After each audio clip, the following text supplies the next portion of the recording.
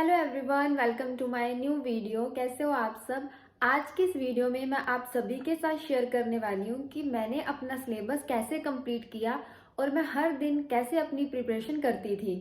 सबसे पहले बता दूं कि मैंने कोई भी टाइम टेबल फॉलो नहीं किया, क्योंकि टाइम टेबल में एग्जैक्ट टाइम लिखा होता है। जैसे 9 से 10 मान लो इंग्लिश पढ़नी है, 10 से 11 रीजनिंग करनी है, तो हर दिन सेम नहीं होता है और हम हर दिन एग्जैक्टली वही टाइम फॉलो नहीं कर सकते हैं। कि अगर 1 घंटा हमने किसी सब्जेक्ट को दिया है, मान लो कि हमें वो चीज़ ज़्यादा समझ नहीं आ रही है, 1 घंटे से ज़्यादा टाइम लग गया, तो इसका मतलब तो ये है कि टाइम टेबल में अगर 9 से 10 लिखा है तो उसके बाद बुक बंद और next subject start.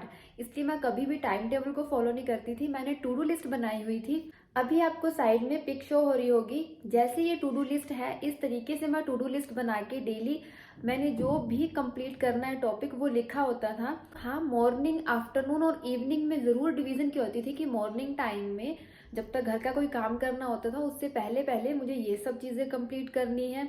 Mostly morning time में मैं करंट अफेयर रिवाइज करती थी और साथ में वोकैब, जो पिछले दिन की वोकैब होती थी वो एक बार फिर से मैं एडिटोरियल को रिपीट करती थी और उस वोकैब को भी रिपीट करती थी और इसके साथ साथ करंट अफेयर। इसके बाद अगर मेरे पास टाइम बचता था तो मैं इंग्लिश का क्विज वगैरह कर लेती थी। देन आफ्टर दैट घर का थोड़ा बहुत काम करके उसके बाद जब 10 बजे के बाद मैं फ्री होती थी ब्रेकफास्ट वगैरह करके, फिर मैं अपनी टू डू लिस्ट को आगे कंटिन्यू करती थी कि मैंने जिस तरीके से लिखा होता था कि मुझे पहले रीजनिंग करनी है या फिर क्वांट करना है, बस उस तरीके से फॉलो करती जाती थी। बट ऐसा बिल्कुल नहीं था कि मैंने एक टाइम बाउंड किया होता था कि इतने टाइम तक ही पढ़ना है। अगर मान लो किसी सब्जेक्ट में मुझे आधे घंटे का टाइम है किसी टॉपिक को देने के लिए, मैं उसकी जगह 1.5 घंटा भी पढ़ लेती थी। ऐसा नहीं था कि उस टॉपिक को सिर्फ और सिर्फ आधा घंटा ही लगाना है। बस सिर्फ और सिर्फ टू डू लिस्ट में मैंने अपने टॉपिक लिखे होते थे, जैसे आज प्रोबेबिलिटी करनी है या फिर आज रीडिंग कॉम्प्रिहेंशन करना है या पैराजम्बल्स करने हैं या फिर रीजनिंग की पजल्स करनी है, कौन सी वाली, सर्कुलर या फिर रेक्टेंगुलर। इस तरीके से मैंने सारी की सारी टू डू लिस्ट बनाई हुई थी और साथ में मैंने करंट अफेयर का भी ऐड किया होता था कि किस मंथ के करंट अफेयर रिवाइज करने हैं। डेली तो मैं रिवाइज करती ही थी, मैं डेली करंट अफेयर की क्लासेस लगवाती थी।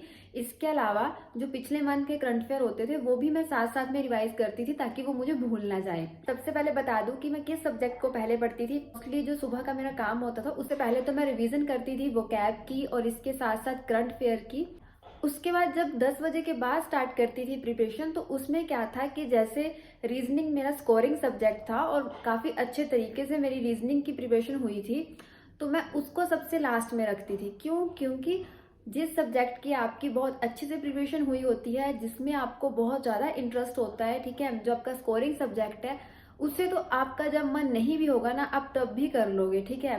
अगर लास्ट में आप थक गए हो फिर भी अगर आपको 1-2 पजल्स करनी पड़े आप तब भी कर लोगे। बट अगर उसी की जगह आपको वो सब्जेक्ट दे दिया जाए जो आपको पहले ऑलरेडी ही समझ नहीं आ रहा है और पूरे दिन के लास्ट में आप वो करोगे, तो इससे क्या है, खुद का ही मन नहीं करता है कि हम उस टॉपिक को पढ़े या फिर उस सब्जेक्ट को पढ़े। तो मैं यही बोलूंगी आप सबको कि सबसे पहले आप उस सब्जेक्ट को करना जो आपको पसंद नहीं है, ठीक है। सबसे पहले आप उसे समझो, क्योंकि फ्रेश माइंड होता है, तो सबसे पहले जब आप उस सब्जेक्ट को पढ़ोगे, उसे समझोगे, तो आपको ज्यादा अच्छे से आएगा। सो मैं सबसे पहले इंग्लिश करती थी, एडिटोरियल पढ़ती थी। क्योंकि मैंने न्यूज़पेपर लगवाया हुआ था तो मैं सबसे पहले एडिटोरियल पढ़ती थी। बट जो ऑनलाइन पढ़ते हैं, वैसे तो एग्जाम में भी ऑनलाइन ही आता है एडिटोरियल, ठीक है, क्योंकि सारा एग्जाम ऑनलाइन होता है, तो ऑनलाइन पढ़ो तो ज़्यादा बढ़िया है।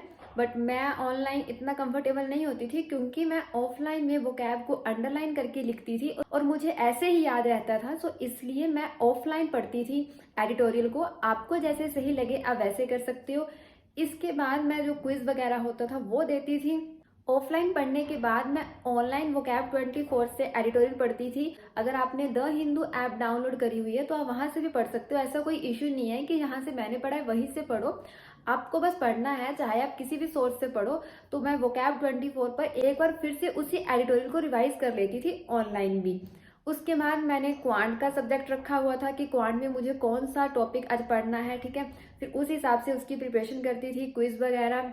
और दोपहर के बाद मैं मॉक टेस्ट लगाती थी, मॉक टेस्ट को अच्छे से, क्योंकि एनालिसिस भी करना है, मॉक टेस्ट तो मैं रात को भी दे सकती थी, पर दिक्कत ये होती थी कि क्योंकि रात के टाइम एनालिसिस करने का मन नहीं होता था। पूरा दिन जिस हिसाब से प्रिपरेशन कर रहे होते हैं, उसके बाद लास्ट में जब मॉक टेस्ट देना होता था तो मॉक टेस्ट तो मैं दे देती थी, बट उसके बाद उसको एनालिसिस करना मुश्किल होता था। इसलिए मैंने मॉक टेस्ट का टाइम भी मिड में रखा हुआ था। जब दोपहर के बाद थोड़ी रेस्ट करने के बाद मैं दोबारा प्रिपरेशन स्टार्ट करती थी, तो उसमें मैं पहले मॉक टेस्ट लगाती थी, देन उसके बाद उसका एनालिसिस करती थी और लास्ट में रीजनिंग करती थी, क्योंकि मुझे पता था कि रीजनिंग में मेरा सबसे ज़्यादा इंटरेस्ट है, वो मेरा स्कोरिंग सब्जेक्ट है, तो मैं इजीली कर भी लूंगी। अगर मेरा मन नहीं भी होगा तब भी मैं 2 या 3 पजल्स आराम से बना लूंगी। इस तरीके से मैं सारी की सारी प्रिपरेशन करती थी। आपको जैसे सही लगे आप उस तरीके से टू डू लिस्ट बना के फॉलो कर सकते हो। अगर मान लो आपको क्वांट टफ लगता है या फिर रीजनिंग या इंग्लिश। एक और चीज कि मॉर्निंग टाइम में मैं रिवीजन तो करती थी, इसके साथ ही 7 बजे आशीष गौतम सर की क्लास भी होती थी करंट अफेयर की, सो वो भी मैं सुबह ही खत्म कर देती थी, क्योंकि लाइव क्लास सर की देखती थी। तो 7 से 8 तक सर की क्लास होती थी, क्योंकि वो 1 घंटे की क्लास होती थी। अगर सुबह सुबह ना पढ़ो उसके बाद पूरा दिन वो क्लास कवर नहीं हो पाती थी, चाहे 10-10 मिनट करके बार बार उसको देखो तो उस चीज का कोई फायदा नहीं होता है। इसलिए मैं सर की क्लास भी सुबह ही देख लेती थी। इसके बाद अब आपको जैसे सही लगे आप वैसे कर सकती हो, पर प्लीज टू डू लिस्ट बना के ही फॉलो करना। जो सब्जेक्ट आपको टफ लगे आप उसको पहले कर लो, और जो सबसे ज्यादा आपको इजी लगे, सबसे ज्यादा इंटरेस्टिंग सब्जेक्ट हो, उसको आप लास्ट में कर दो। इसके अलावा मॉर्निंग टाइम में जितना हो सके आप पिछले दिन के करंट अफेयर और एडिटोरियल वगैरह, वोकैब वगैरह रिवाइज कर लिया करो, ताकि आपने जो कल पढ़ा है वो आपको भूले ना।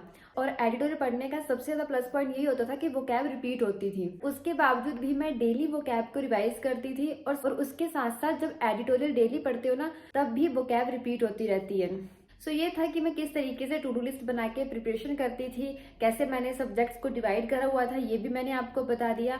आई होप कि इस वीडियो से आपको हेल्प मिले। आप भी जितना हो सके तो टू डू लिस्ट बनाकर ही फॉलो करना, ना कि टाइम टेबल। तो इसके अलावा अगर आपका कोई भी डाउट है तो कमेंट सेक्शन में कमेंट करना, मैं रिप्लाई दे दूंगी। एक और चीज की आई बटन में आपको बैंकिंग शूरवीर की प्लेलिस्ट शो हो रही होगी, तो प्लीज आपका कोई भी अगर डाउट है तो आपको सारी की सारी प्लेलिस्ट वहां मिल जाएंगी। इसके अलावा अगर फिर भी आपका कोई डाउट है तो प्लीज कमेंट करना, मैं रिप्लाई दे दूंगी, या फिर उस टॉपिक पे या फिर उस क्वेश्चन पे पूरी की पूरी वीडियो बना दूंगी। आई होप कि ये वीडियो आपको अच्छी लगी हो। Thank you so much for watching this video.